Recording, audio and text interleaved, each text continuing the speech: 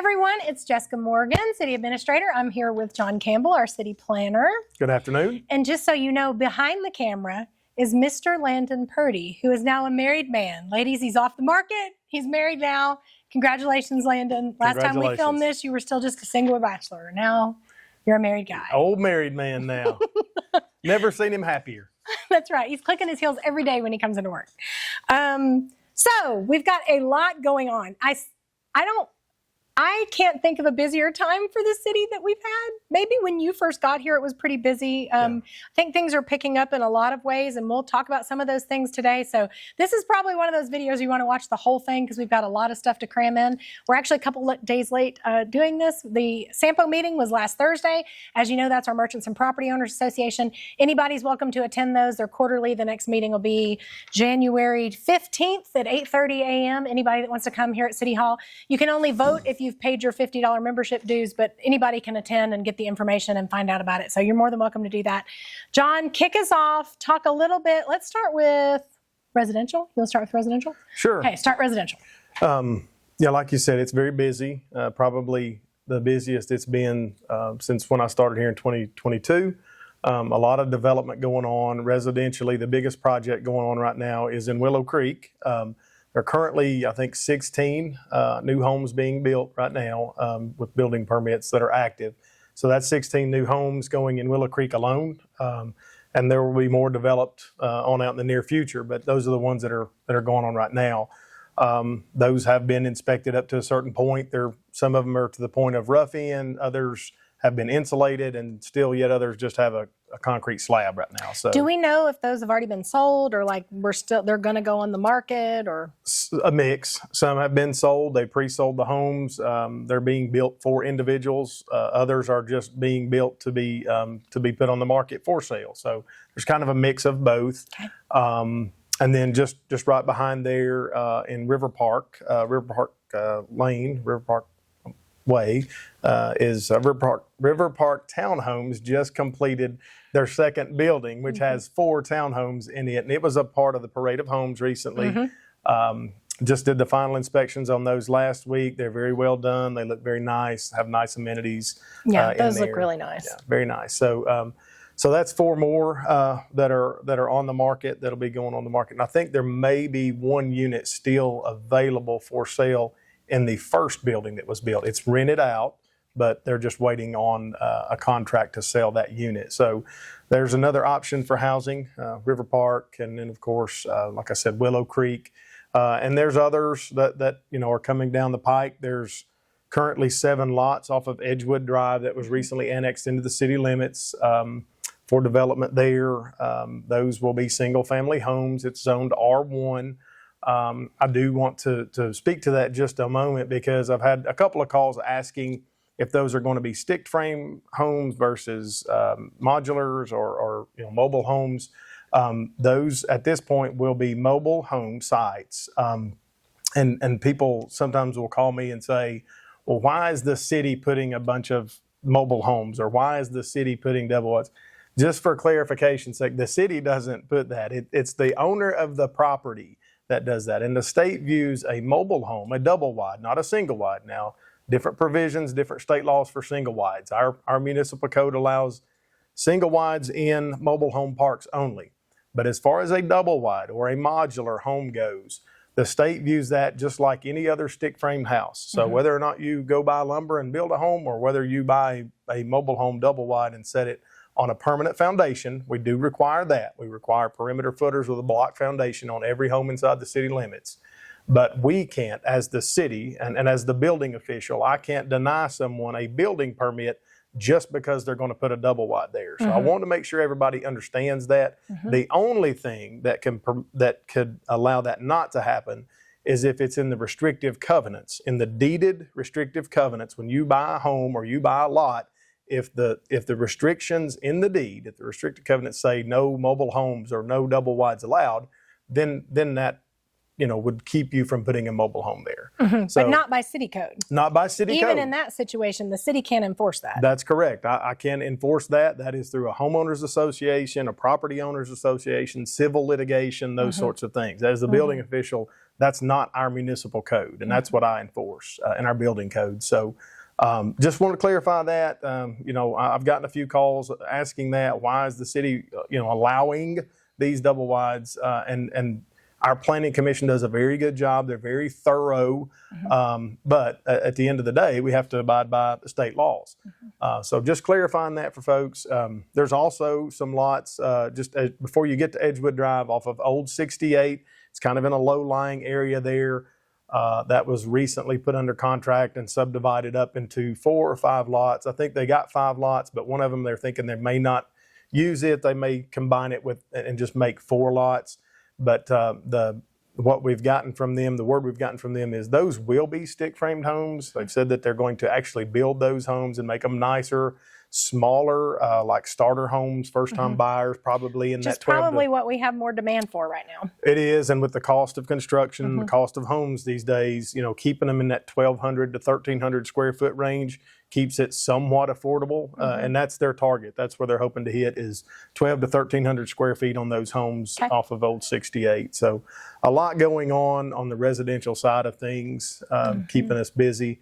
Not as much on the commercial side of things, but there are still things going on. We've got a new business that's coming downtown. It's, I'm going to get the name wrong. But it's the Retreat. Okay, it's the Retreat Salon and Spa. I think they'll be doing nails, lashes, those kind of things, spa services, hair, nails. But it will be downtown in the building that has the This Girl Can mural on the side of it. Most people know it as the old John Cleveland office or building. So they're going to be locating there in the first floor of that building very soon. So that's something going on as far as commercial development goes. The one bummer that I do have to share with everybody, if you haven't heard already, is I did receive word from representatives that KFC will not be coming. And I know everybody just exhaled and is bummed out by that. I am too. I was really looking forward to KFC. But they did call me probably about a month and a half ago to let me know firsthand that they would not be coming. And it has nothing to do with Sweetwater. They love the location. They love the lot that they got. They realize that is a prime location. However, everything that they look at, all the metrics that they look at, all their market research is telling them as a company, now is not the time to build and expand. So they come to the conclusion that they're just going to put that lot on the market and sell it. So now it's our challenge to try and find someone in the chicken business, like Zaxby's or Bojangles or chicken, because we don't have chicken, that'll come locate on that same lot, which is already now developable and ready. So along those same lines, and what I hope to relay the most probably out of this video is we are hiring a retail recruitment firm. The city board will be voting on this Monday night. Our committee meets tomorrow. John's on that committee. I'm on that committee. Our tourism director, Haley Isbell's on that committee. We're going to review the proposal tomorrow, make a recommendation to city board for Monday night's meeting. And this will actually hire a firm that goes out and recruits big box retailers. So that's, yes, your Walmarts and people like that, but it's also the people we don't have. Fast food restaurant chains, hotels, retail that is a national brand or a nationally known name, maybe a shoe show or a Cato or something like that likes to locate next to Walmart. We have all of that land next to Walmart that a developer owns and is interested now to the point that they're ready to develop it. We have several commercially zoned lots out at the interstate that we're looking at getting developed. So we really feel like the next big step is hiring this retail recruiting firm to focus on bringing a large big box retail recruiting name brand chains to Sweetwater. We've got several other cities in Tennessee that have used this same firm, and we feel very confident. We've been able to work with them a couple other times before on grant projects, and I think the city board feels pretty comfortable with going ahead with this, but they'll be voting on that Monday night, and hopefully 18 months to 2 years from now, we'll have some really good results from that retail recruiting firm. Yep. John, I know I have some industrial stuff to talk about, but do you have anything on the industrial side? Any expansions or anything going on there? I mean, there's some smaller scale expansions that are going on internally within our existing industrial park. There's, Aeroflex has added onto their site, extended their building a little bit. Most folks have seen the work that's been going out in front of TerraSport trailers. I've gotten some calls on that asking what's going on there. We've been in touch with their owner to talk through some things about a site plan. but basically they were moving dirt from behind their building to create space back there. And in doing that, they moved the dirt up front to hopefully allow for more parking and be able to circle drive out of there. So we're working with them. We're working with the utility board on that one to make sure everything's done properly. It's done the right way. But yeah, other than just some internal expansion going on here and hopefully creating more jobs, which we did talk to Hillcrest Trailer probably 3 or 4 months ago. They were looking to hire more staff, and they were growing a lot faster than expected. Their numbers for sales were higher than expected, so they were, pretty excited about that. So, again, if you have any skilled tradesmen, especially welders and things like that, send them out there because they're always looking for, for good workers. And we got to tour Red Stag's facility in August with our new mayor, Angie Kyle, so she could meet the big wigs and the owners and stuff and everybody out there. And when we were at that site visit, they did mention plans for the second building. They'd move some personnel around to kind of get prepared for that. So we're hoping that expansion will happen soon. And they're just kind of waiting for the market. They didn't take any incentives from the city or the county, so they don't have to work on anyone's timeline but theirs. So they're also just kind of watching the market, trying to decide when to pull the trigger on that. They have had 2 job fairs in the last couple of months to gear up for their busy season, which is this last quarter, of course, with Christmas coming. So things seem to be going there well too. We hope that we have some good, exciting announcements to make about that. The other big major thing we've been working on lately that we have not announced yet, so this will be on the city board's meeting on Monday night. We've been working with Monroe County, McMinn County, economic development in both of those counties, and then of course City of Sweetwater Utility Board, Watts Bar Utility District, on a pretty major industrial development to be located at what used to be, it's I-75 Commerce Park. So it's right off Pleasant Grove Road, right off Highway 68 at exit 60. Some people knew it as the Redneck Resort. So that property, we are hoping to have some big announcements to make about industry and potential for those coming soon. So we're working hard on that. Lots of meetings, lots of details, lots of important things to be done. So we're excited that these people are looking at Sweetwater, and really all of this corridor in East Tennessee is having some pretty exciting times right now. Let's see. What else have you got, John? Anything you can think of? As far as from a planning perspective, that pretty much sums it up. As far as residential, commercial, industrial, it's a very busy time, and the growth. I hear a lot of this, and I'm kind of caught in the middle of it. A lot of times people say, well, we need this and we need that, and we don't want this and we don't want to grow, but we don't want to. We want options and we want things. So there's a balance there, and we've talked about this a lot over the time that I've been here. Is if you some people say if you're not growing, you're dying, and then your younger population is moving off to some of these other places that have better paying jobs or that have the nicer restaurants or hotels or whatnot. So I think there's a balance there. Yeah. We want those nice things for our community, but again, we're not desperate for housing. We don't need that boom to support and sustain our town. So again, a lot of this falls on our city leaders and our planning commission to take all of that information and weigh that, the positive and negative, and they've done a great job of doing that so far, so that we're growing, but it's sustainable growth, it's smart growth. We're not doing anything that, would put the citizens of Sweetwater in a bad situation. I agree. And I'm really grateful for the board that we have right now. They are doing an excellent job. They've had so many meetings these last couple months, y'all, long meetings, lots of them, and they are working hard, and really appreciative of those elected officials because they are basically volunteers.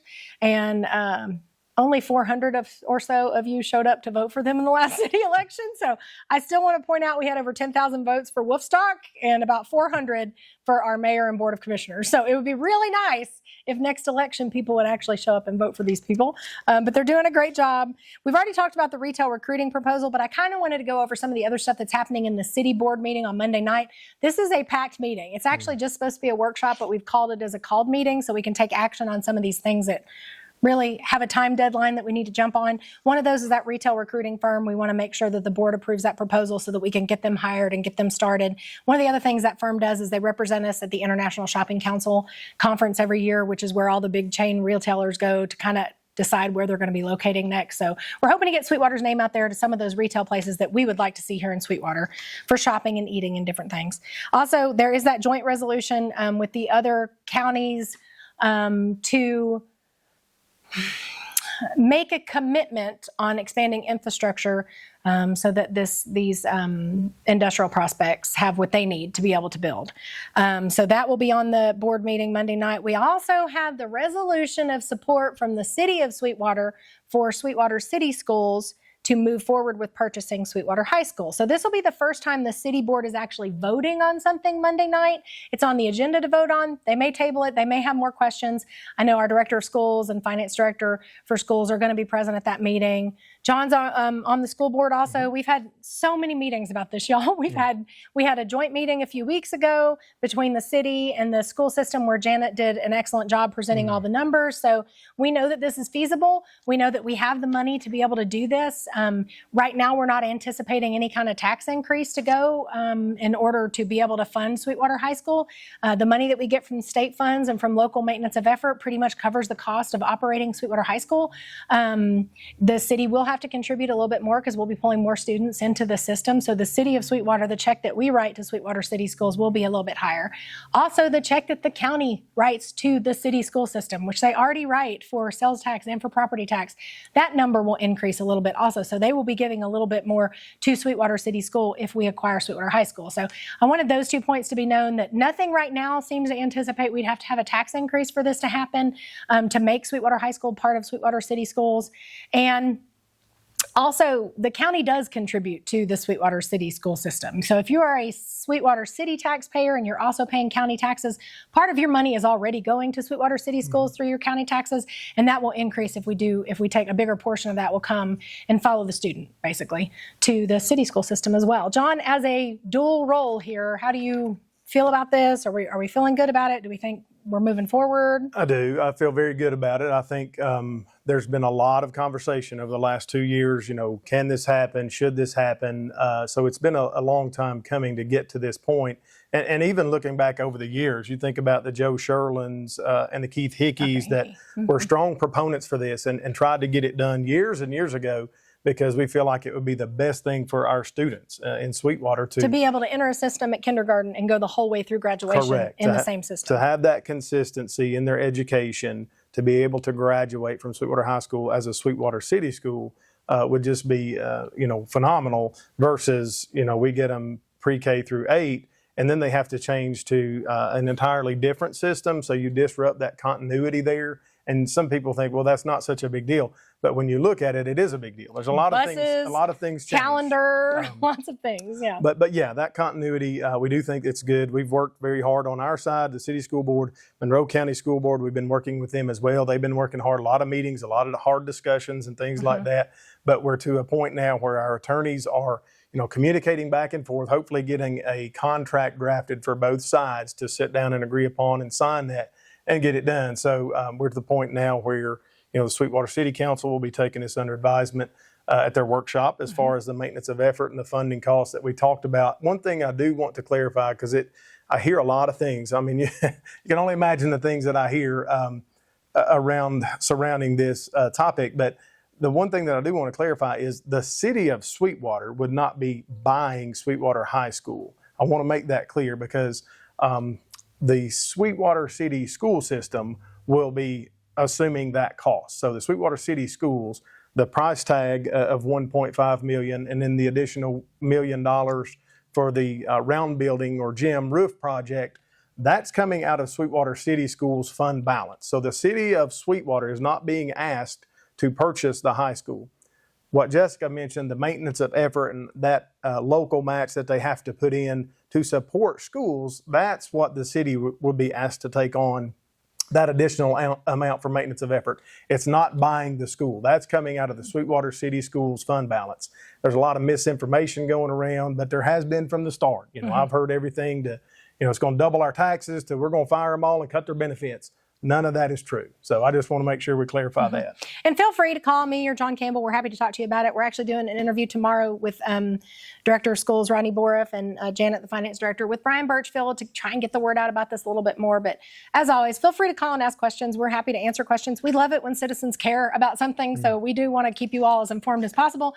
This video right now, Landon hadn't even had lunch yet today, and he decided to stop, and we're doing this video to kind of help you all know about what's going on. We do want you to know things. We want you to understand what's happening in your city government. We want you to care, so just call and ask questions. If you have questions, we're happy to answer them. We've got a quarterly financial update in Monday night's meeting that kind of tells finance-wise where the city is after this first quarter of our new fiscal year. There's also going to be a tax sale in November, Jon. Oh, yes, thank the Lord.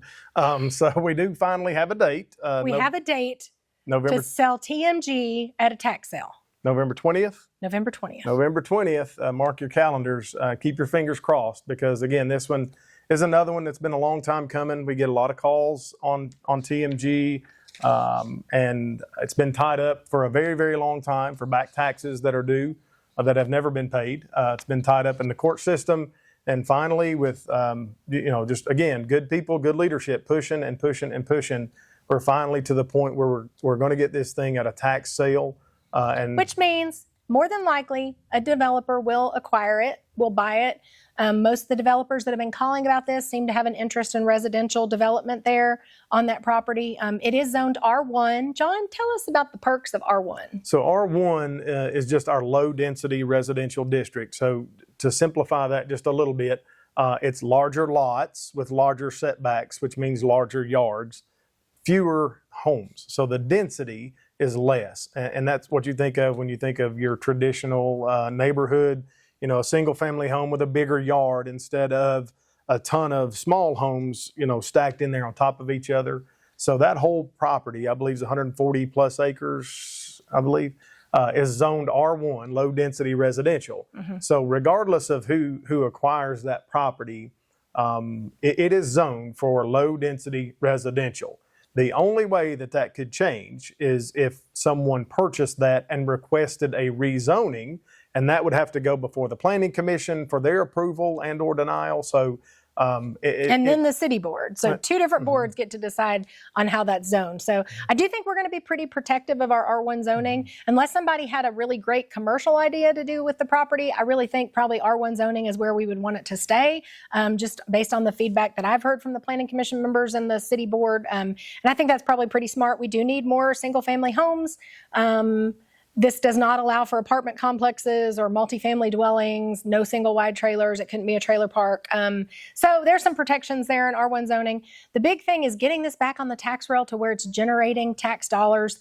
And it's also not going to be such an eyesore anymore because whoever gets it will, be working on cleaning it up. So for us, this is a big positive step about that property. We hope you all think it's a positive step. I know everybody's kind of worried about traffic and all the amount of, cars that are on the road. And this is a problem all over East Tennessee. Every other city manager that I talk to talks about how traffic is an issue in their community. So it's definitely something all of Tennessee really has been dealing with these last few years now that everybody's discovered us and wants to move here. But everybody, we're doing our best to try and make sure that Sweetwater retains its charm and its character of a small town, because that's what we are and that's what we want to be.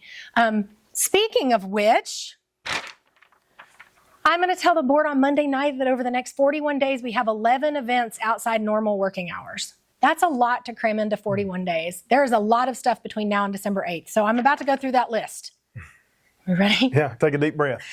Okay, where to start? Halloween is October 31st. We celebrate it on October 31st, no matter what day of the week it falls on. We'll have a downtown celebration near the depot area with trick or treat and trunk or treat, and people are registered to be down there. And also just come have fun. We've got decorations. We'll have different places where you can have photo ops and stuff with your kids. It'll be a great time. It always is. It's always a huge attendance in Sweetwater. If you've never had a Halloween in Sweetwater, go ahead and come because you'll want to mark it off your bucket list. Between downtown and Mays Avenue, Willow Creek has great trick-or-treating. Several neighborhoods do things. So it's a big time in Sweetwater. You'll really enjoy it. So that's October 31st, next Friday night. We're not telling what our Halloween costumes are yet, but we'll post pictures about it on Halloween. Then we have Once Upon a Small Town. These tickets are on sale now for this musical. I'm just going to go ahead and give my plug for this. This is my favorite of all the musicals so far because it's about Sweetwater. And you're going to hear some of the tall tales that kind of made Sweetwater what it was. The Lost Sea has a storyline in it. Larry Anderson makes an appearance in this play. His character's in the play. Some of the music is about Sweetwater. Like, there's just so many great stories that you might recognize some of these characters when you come and watch it. The tickets are on sale right now. You can go to the Sweetwater Main Street Facebook page and purchase those tickets, or come to City Hall and we can sell them here too. We have Small Town Christmas, November 29th. It's always the Saturday after, be Vanna. Always the Saturday after Thanksgiving. This is our largest one-day event every year. We have so many people in downtown. It's so charming. We have carolers, we have carriage rides, we have dancing by Salt and Light Studios, we have a kid zone. The live nativity is always amazing. There was a camel in downtown two camels in downtown Sweetwater last year. I love the live nativity. Small Town Christmas is always a great time. We also have the Jingle Bell Shop on December 7th. The Christmas Parade will be December 5th. The Christmas Market is December 5th, 6th, and 7th. Again, in that same building it was in last year, which is that blue building we bought from Sweetwater Utility Board that's eventually going to become the community center right beside the Visitor Center downtown. And then we have the Christmas, there's the Christmas Market flyer. All of these things are posted on the Sweetwater Merchants and Property Owners Association Facebook page and the Sweetwater Main Street Facebook page. If you have any questions, call us. But we've got more stuff to do for the next 41 days. That takes us now through December 8th. There's a Veterans Day parade also in November. Lots of stuff to do. And then on December 8th, we have our final event for the year, and it's also the final event for our 150th celebration. December 8th, 2025 at 6 o'clock, we'll have a closing candlelight service in downtown Sweetwater. That will mark 150 years of Sweetwater's incorporation. So we will have been a city for 150 years on December 8th, and we're going to celebrate it and go out in style. We're going to have a beautiful monument dedicated for Sergeant Joey Hunt down at the Hunt Commons, which is where the property that the Visitor Center sits on. We're also just going to kind of recap everything that's happened, thank all our sponsors, thank all the people who have served on this committee for almost 3 years now. As you know, they put on Founders Day, the first candlelight service, the fair this year, the drone show, which was probably my favorite thing so far. I loved the drone show. Yeah, it was cool. All of that stuff's going to come to an end on December 8th, so we'll celebrate that together in downtown. It'll be a very sweet ceremony. Hopefully not as cold as the opening candlelight ceremony was in January. It was cold. John, what else we got? Did we get through it all? Wildcats are on a 3-game win streak. Come out and support them Friday night against McMinn Central. It's a home game. We're playing for a playoff spot, so come out and watch them. Pack the stands. All right. We'll see you guys again with another video in January. Thanks, everyone. Bye. Bye.